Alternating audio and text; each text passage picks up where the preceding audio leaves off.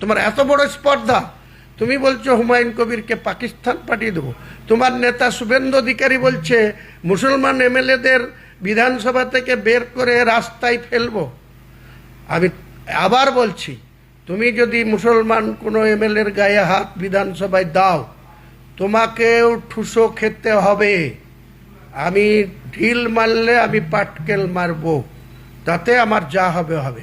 আমি যদি এই শুভেন্দু অধিকারীর মোকাবেলা করতে গিয়ে, এই কৌস্তব বাগচির ঔদ্ধত্য বন্ধ করতে গিয়ে আমার জীবন চলে যাবে, কিন্তু এদের এই দুজনের কতটা ঔদ্ধত্য হয়েছে, যেরা বাংলায় মুসলমানদের, ওরা তো আসাম দখল করে আছে, ওরা তো ইউপি দখল করে আছে, মধ্যপ্রদেশ দখল করে আছে, রাজস্থান দখল করে আছে, হরিয়ানা দখল করে আছে, ছত্তিশগড় দখল করে আছে। কোন জায়গা থেকে মুসলমানদেরকে বিতাড়িত করতে পেরেছে? ভারতবর্ষের মধ্যে সব থেকে বেশি পার্সেন্টেজ, বেশি সংখ্যক মুসলমান বসবাস করে এই বাংলায়।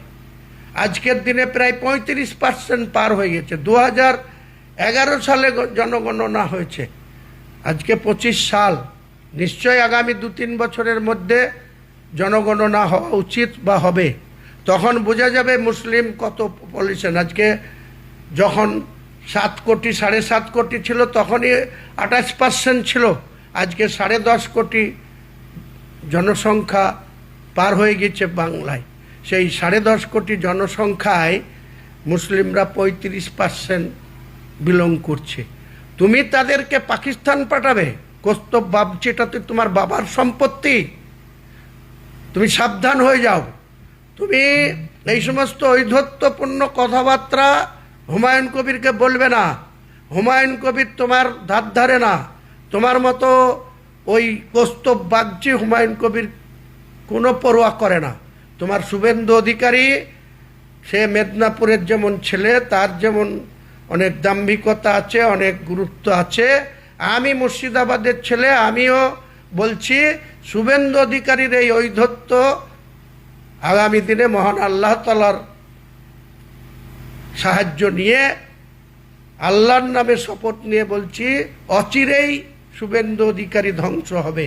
অচিরেই কৌস্তব বাগচির মতো বেঈমান, কৌস্তব বাগচির মতো সাম্প্রদায়িক, এই সমস্ত কেন্দ্র সরকারের সিকিউরিটি নিয়ে তাদের এই ঔদ্ধত্য, মহান আল্লাহ তাআলা কাছে দোয়া চাইব, এরা যেন অচিরেই ধ্বংস হয়, ধ্বংস হয়, ধ্বংস হয়।